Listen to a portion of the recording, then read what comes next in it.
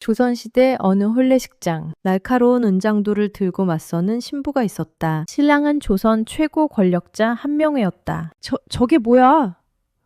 당황하는 한명회에게 신부가 말했어요. 첩으로 온다면 지금 이 자리에서 죽겠습니다. 당당히 한명회에게 협박하는 이 여인. 과연 어떻게 됐을까요? 오늘도 재미있는 이야기 시작합니다. 구독과 좋아요 부탁드려요. 조선 세조 시절 한명회. 이 이름만 들어도 사람들 얼굴이 새하얘졌어요. 한명회는 세조의 오른팔이었어요. 계유정난, 세조를 왕으로 만든 쿠데타. 그 주역이 바로 한명회였죠. 세조가 한명회를 얼마나 아꼈냐면 조정에서 감히 한명회와 맞설 사람이 없었어요. 당시 사람들이 이런 말을 했대요. 바람이 불면 풀이 눕는다. 한명회 앞에서는 누구나 고개를 숙였다는 뜻이에요. 거역하는 사람 없었어요. 감히 누가요? 한명회가 잠시 평안감사를 맡게 됐어요. 그때부터 더 심해졌죠. 뭘 해도 괜찮았어요. 왕의 총애를 받으니 누가 뭐래요. 자기 뜻을 거스리는 사람 있으면 고문, 그것도 죽을 때까지요. 평안도 사람들은 한명회 이름만 들어도 떨었어요. 한명회다. 조용히 해. 죽고 싶어? 어느 날이에요. 한명회가 부하들이랑 술 마시고 있었어요. 부하 하나가 넌지시 말했죠. 팥도. 선천 좌수의 딸 아십니까? 아니 누군데? 그게 엄청 예쁘답니다. 한명회의 귀가 쫑긋했어요. 얼마나 예쁜데 말로 표현 못할 정도래요. 한명회의 눈이 번쩍 떠졌죠. 호. 다음날 한명회가 좌수를 불렀어요. 좌수가 떨면서 들어왔죠. 사또 부르셨습니까? 한명회가 태연하게 말했어요. 자네 딸 말일세. 네? 제 딸이요. 이색이 뛰어나다 들었네. 좌수 가슴이 철렁 내려앉았어요. 이게 무슨... 그래서 말인데 자네 딸을 첩으로 들일 생각이야. 좌수 머릿속이 하얘졌어요. 첩? 우리 딸을? 내가 순방 가는 길에 자네 마을 들를 테니 그때 데려갈 거야. 준비 잘 해놓게. 명령이었어요. 거절할 수 없었죠. 거절하면 죽음. 좌수는 온몸이 떨렸어요. 사또. 초인의 딸이 예쁘다니요. 누가 잘못 말한 게 분명합니다. 하지만 한명회는 이미 마음 먹었어요. 좌수가 뭐라 하든 소용없었죠. 사또께서 명하시니 어찌 따르지 않겠습니까? 떨리는 목소리로 대답했어요. 절을 하고 비틀비틀 나왔죠. 집에 돌아온 좌수. 얼굴이 완전 백지장이었어요. 가족들이 깜짝 놀랐죠. 어머 아버님, 무슨 일이세요? 딸이 다가왔어요. 아버님께서 부르셨어요? 왜 그렇게 안색이 안 좋으세요? 무슨 일인지 말씀해 주세요. 좌수는 처음엔 말하지 않았어요. 딸이 걱정할까 봐요. 아니다. 별일 아니란다. 하지만 딸이 계속 물었어요. 아버님, 뭔가 큰일 생긴 거 맞죠? 제발 말씀해 주세요. 좌수가 한숨을 쉬었어요. 길고 깊은 한숨. 내 문제로 걱정이 태산이구나. 그리고 전부 말했어요. 한명회가 딸을 첩으로 들이겠다고, 내일 데려가겠다고, 거절할 수 없다고. 만일 내가 거절했다면 목숨을 잃었을 거다. 그래서 일단 승복했단다. 좌수 목소리가 떨렸어요. 하지만 반가의 여식이 첩이 된다니. 이런 치욕스러운 일은 들어본 적도 없구나. 딸이 이 말을 듣고 가족들은 울음을 터뜨릴 줄 알았어요. 그런데 웃었어요. 대수롭지 않게. 에이 아버님, 꼭 그렇게 생각하실 필요 있나요? 좌수가 깜짝 놀랐어요. 뭐라고? 대장부가 아녀자를 위해 목숨을 잃을 것까지야 있겠어요. 딸을 보내세요. 딸 하나 잃고 아버님 목숨 구하는 게 아버님 목숨 잃고 딸 구하는 것보다 낫잖아요. 누가 봐도 어느 쪽이 나은지 뻔하죠. 좌수가 딸을 빤히 봤어요. 이 아이가 정말 이해하는 걸까? 딸이 계속 말했어요. 딸은 중요하지 않아요. 넘겨주시기만 하면 돼요. 잠시라도 딴 마음 품지 마시고 고민이나 걱정은 내려두세요. 우리 여인들은 다들 규범에 묶인 몸, 이런 일 겪을 수밖에 없는 팔자예요. 거스르지 않고 받아들일 테니 아버님은 걱정 마세요. 이 문제는 이제 해결됐어요. 아버님은 원님 말씀 그대로 따르세요.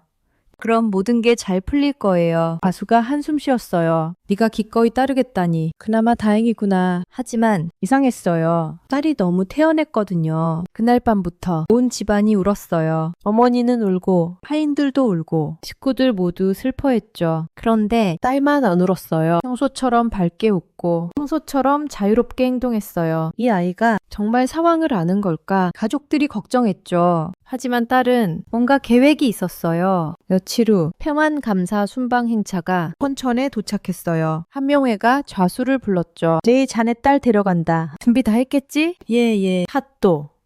좌수가 집에 돌아와 준비를 시작했어요. 혼례라기보다는 첫맞이 준비. 그런데 딸이 이상한 부탁을 했어요. 아버님, 이건 첩드리는 거니 진짜 혼례는 아니죠? 그렇지. 하지만 준비물이랑 식순을 진짜 혼례식이랑 똑같이 해주세요. 뭐? 왜? 그냥요.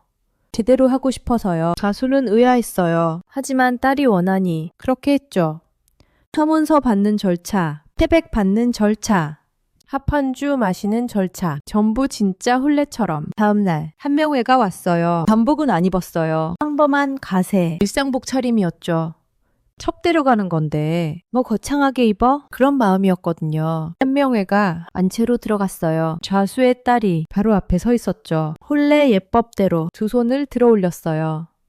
보통은 부채로 얼굴을 가리잖아요. 그런데 은장도 부채가 아니었어요. 은장도 날카롭게 빛나는 칼, 그걸 두 손에 들고 있었어요. 한명회가 눈이 휘둥그레졌어요. 저게 뭐야? 성생 이런 건 처음 봤거든요. 딸이 유모에게 대답하라고 했어요. 유모가 떨리는 목소리로 말하기 시작했죠. 비록 제가 무지몽매한 시골 아녀자이오나 제가 사족으로 태어난 건 잊지 않았습니다. 한명회가 미간을 찌푸렸어요. 이게 무슨... 그리고 사또께서 지체 높으신 감사 나으리라 해도 강제로 저를 취하심은 유례없이 망신스러운 일입니다. 한명의 얼굴이 굳어지기 시작했어요. 만약 사또께서 저를 정실로 받아들이신다면 한명의 눈썹이 꿈틀했어요. 정실? 네가? 저도 성심을 다해 양군으로 받들겠습니다. 하오나 저를 첩으로 맞이하신다면 딸이 은장도를 살짝 들어 올렸어요. 바로 이 자리에서 은장도로 자결하겠습니다. 한명의 숨이 멎었어요. 그런 연유로 은장도를 들고 있습니다. 제 목숨은 사또의 말 한마디에 달려 있습니다. 제가 결심하기 전에 부디 대답해 주십시오. 한명회는 완전히 얼어붙었어요. 한명의 머릿속이 복잡했어요. 이게 무슨 상황이야? 정식 혼례 올릴 생각? 없었어요. 남이 자기한테 질문하는 거 평생 용납 안 했어요. 그런데 이 여인을 보니 단호한 눈빛, 날카로운 은장도, 아름다운 얼굴, 홀딱 반해버렸어요. 이런 여자는 처음이야. 다른 여자들은 한명회만 보면 떨었거든요. 근데 이 여자는 팔을 들고 당당하게 맞서고 있었어요. 한명회가 입을 열었어요. 말이 안 나왔어요. 그대의 평생 처음으로 말을 더듬었어요. 그대의 결심이 그러하다면 당연히 그대를 정실로 맞이하겠네. 좌수가 뒤에서 기절할 뻔했어요. 뭐라고? 그런데 딸이 거기서 안 멈췄어요. 사또께서 진심이시라면 일단 물러가세요. 한명의 눈이 또 휘둥그레졌어요. 물러가라고? 누가 감히 자기한테 명령을 해요? 청문서를 쓰시고 태백과 거의를 보내세요. 그 후에 예복을 차려입고 오셔서 합당한 혼례식을 치르세요. 합한주를 마시고 정식으로 혼례를 올리는 겁니다. 한명회는 어이가 없었어요. 자기한테 이렇게 말하는 사람 세상에 없었거든요. 그런데 이상하게도 화가 안 났어요. 오히려 더 매력적으로 느껴졌어요. 이 여자 정말 특별하구나. 한명회가 고개를 끄덕였어요. 알겠네. 그래야겠네. 가수는 뒤에서 정신을 잃을 뻔했죠.